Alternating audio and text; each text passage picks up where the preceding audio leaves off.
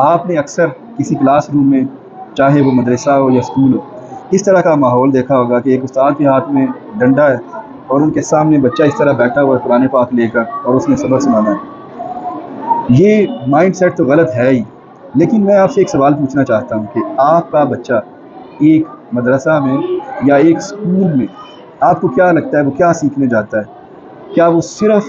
قرآن پاک سیکھنے جاتا ہے؟ کیا وہ صرف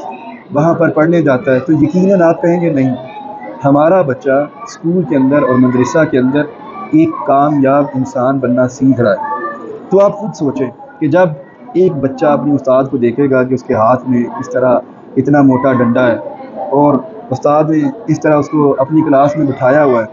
تو وہ یہ چیزیں اپنے دماغ کے اندر ریکارڈ کر رہا ہے، اور کل کو جب یہ بچے بڑے ہوں گے، جب وہ استاد بنیں گے خود، اگر وہ مدرسہ میں جائیں گے تو وہ اپنے بچوں کو اس طرح بٹھائیں گے، اگر وہ پولیس ڈپارٹمنٹ میں جائیں گے تو اس ڈنڈے سے بڑا ڈنڈا ان کے پاس ہوگا۔ یعنی وہ جس شعبے کے اندر بھی جائیں گے ان کا مائنڈ سیٹ خدمت والا نہیں ہوگا، بلکہ ان کا مائنڈ سیٹ وہی ہوگا کہ جس طرح ہم نے خود پڑھا ہے اسی طرح